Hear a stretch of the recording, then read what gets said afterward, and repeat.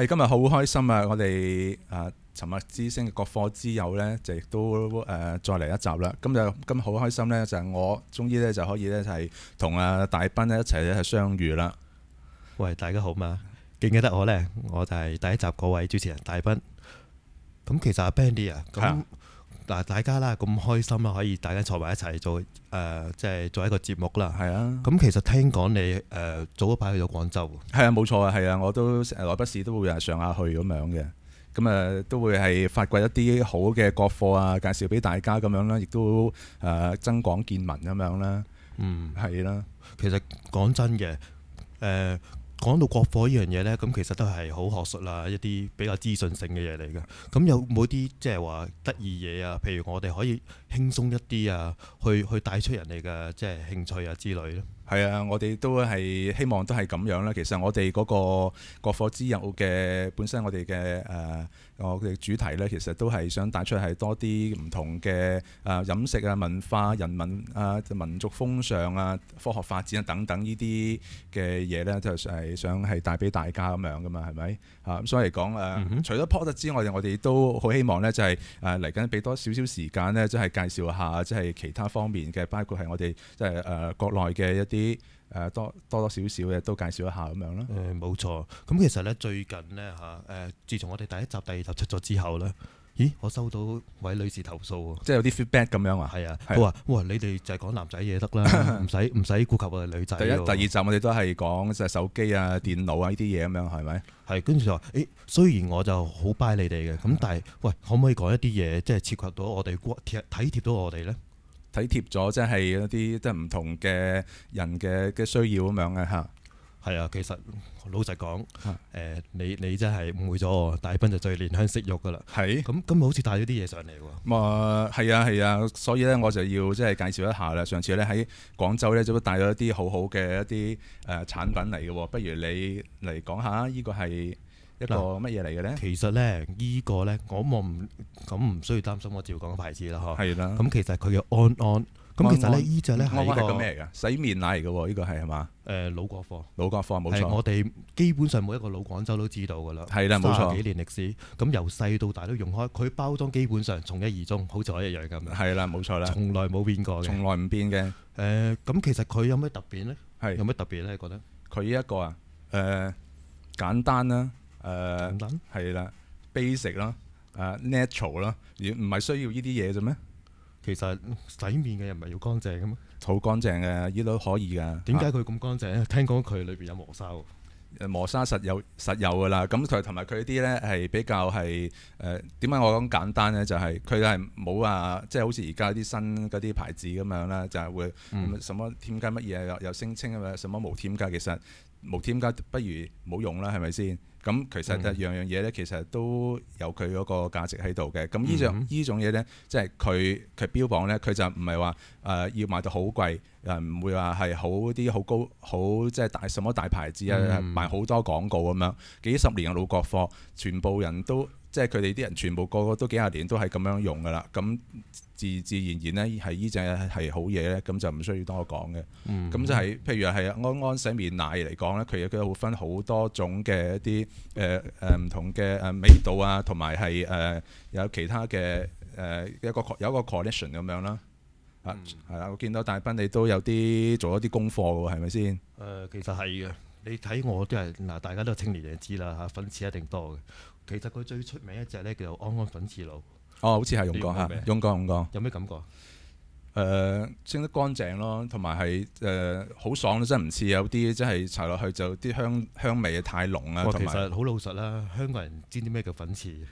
粉刺啊，即係唔會唔知啊嘛。其實係黑頭之類嘢，即係暗瘡尾爆出嚟嗰啲啊嚇，即係含胞待放之類嗰啲啦。依個你啫嚇。咁其實咧，佢點樣用咧？其實佢係一樽透明嘅一樽玻璃狀嘅一個液體啦。咁其實係綠色嘅。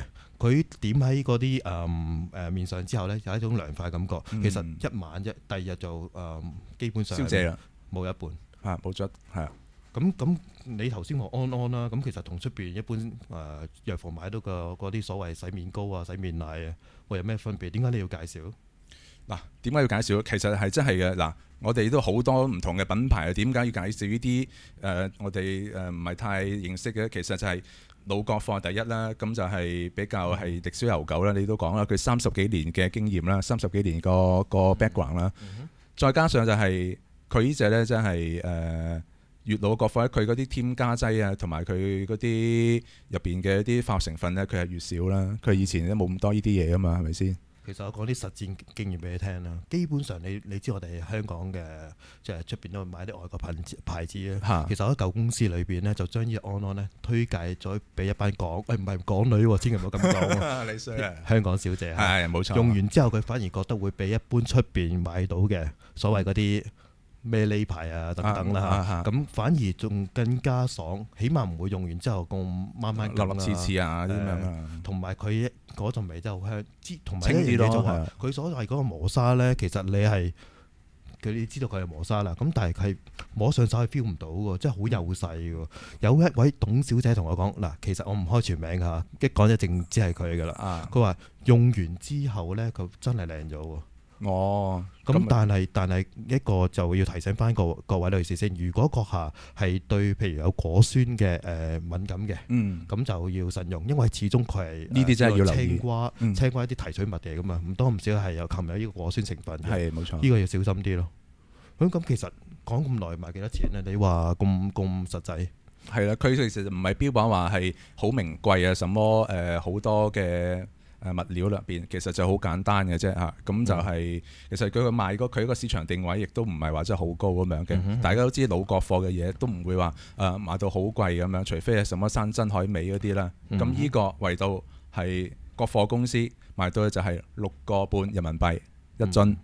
咁我想請問翻咧，你嗱呢度印住咧虎兒公司，其實喺個地址喺邊度咧？咁我又想講下啦，即係其實我哋買呢個安安嘅時候咧，其實都要係留意翻去係喺邊啲地方買咁樣嘅。我知道好多朋友就係通常去我哋都係去深圳消費啊，或者去廣州好多地方消遣啊咁樣。其實都想話俾大家聽，我哋即係去得國內啲城市入邊去消費啊同埋買嘢嘅時候咧，都係最好就係去啲幫襯一啲大型嘅一啲公司啦，甚至係啲國營咁樣啦，其實最好啦。啱啱同埋咧就係啱啱你講到呢個虎兒公司啦，咁佢係位於喺廣州荔灣區上下九喎。上下九就係好多香港朋友都識㗎啦，好多時候我哋都會去下㗎啦。咁佢入邊就係有間好大間嘅國營公司嘅，佢咧就係差唔多營運咗差唔多係30幾年嘅歷史啦。咁係國營公司做到而家，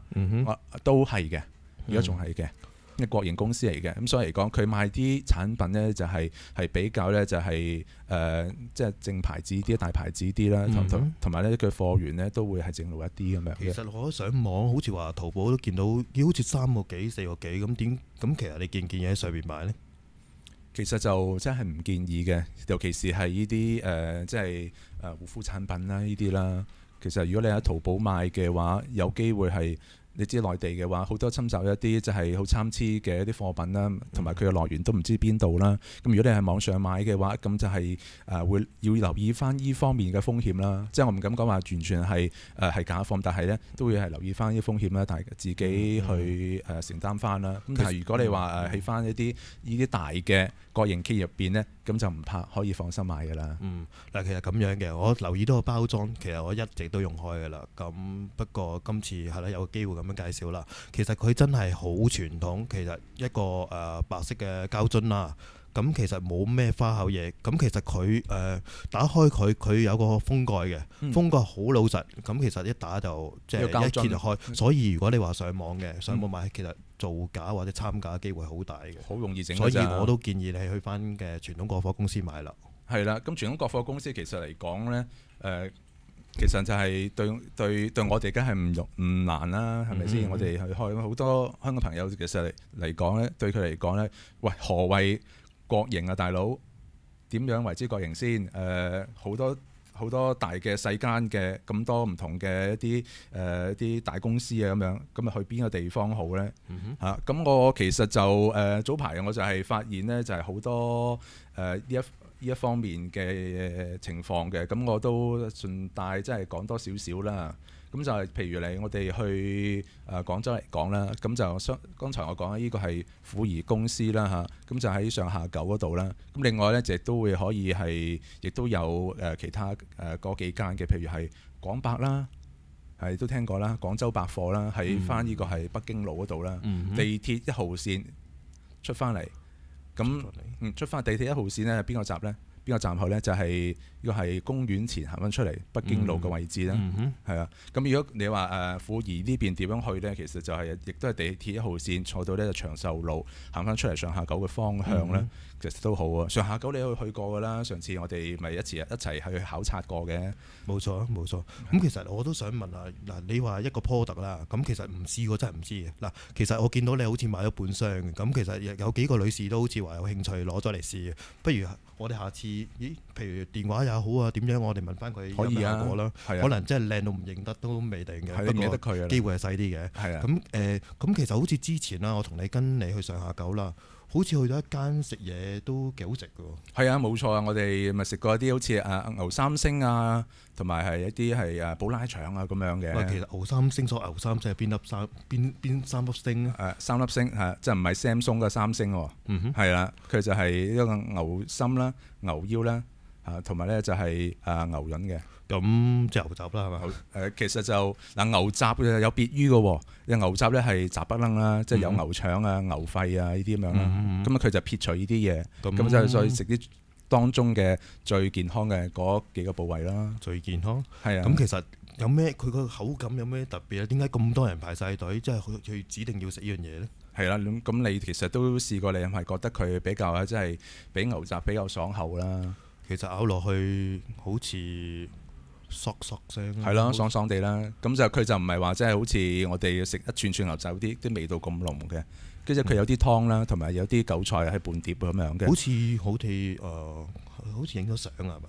都有嘅，係啊，我哋睇睇啫。咁我哋鋪翻出嚟俾大家睇下啦。咁另外咧，你咪見到佢有一碟咧，就係好似有啲酸呢啲酸瓜啊之類，同埋酸蘿蔔啊之類，就夾埋一碟去助食咧，咁就會係帶出佢嗰種鮮味啦。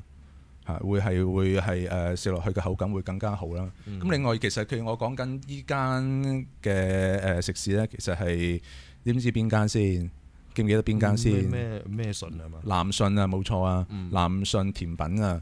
咁其實佢本身咧，佢唔係淨係食牛三星㗎，佢咧就係佢咧係會係話明甜品啦。佢係最出名就係雙皮奶啦。你知道係逢親什麼義順啊、乜乜順啊呢啲都係講緊係一啲雙皮奶類製品啦。佢呢種咧係最出名咁樣嘅。其實雙皮奶有幾多種類？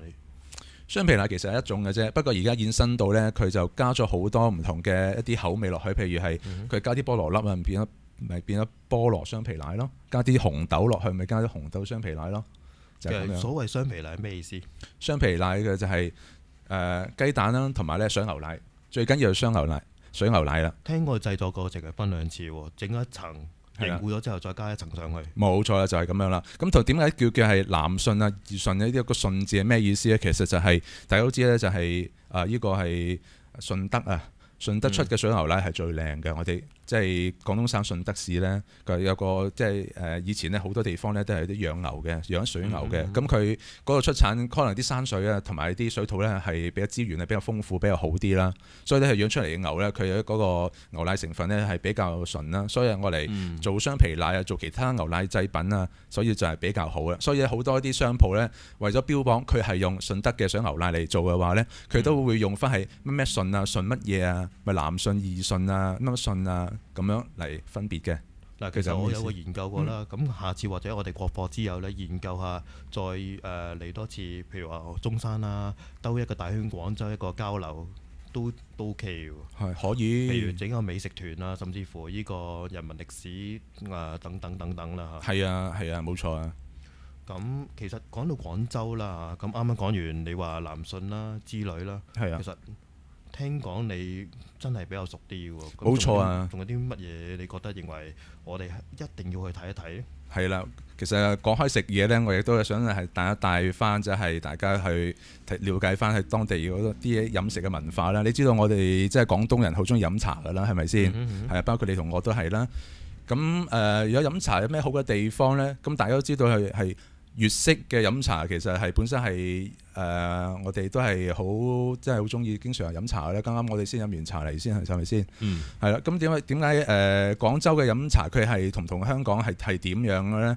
其實都有幾笪地方嘅都可以介紹下嘅。咁剛才講咗上下九啦，我亦都想係講翻係嗰一帶嘅有幾間嘅好出名嘅係主要食肆。我諗好多啲老香港大家都聽過呢啲名字㗎啦。譬如係蓮香樓啦，呢個陶陶居啦，唔喺上環嘅咩？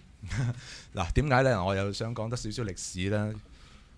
嗱，如果係上環嘅嗰間，其實咧本身佢嘅老店亦都係喺翻咧，就係喺廣州落嚟咁樣嘅。咁就係歷史問題啦。咁佢就係分家咗啦。咁歷史問題我唔多講啦，大家都可以揾到啦，係咪先？係啦。咁就係譬如講翻係蓮香樓嚟講，咁就佢亦都係老店，其實本身喺廣州上下九呢一度啦嚇。飲茶啊，咁同埋食飯，其實咧都好好嘅。另外就係陶陶居啦。同埋就係有廣州酒家啦，呢啲啦都係。陶居嗰個字體咧好秀麗，其實邊個寫？係冇錯啦，佢就係梁啟超啦。梁啟超嚇咁熟嘅？就係冇錯啦，就係歷史上嘅一個偉人啦。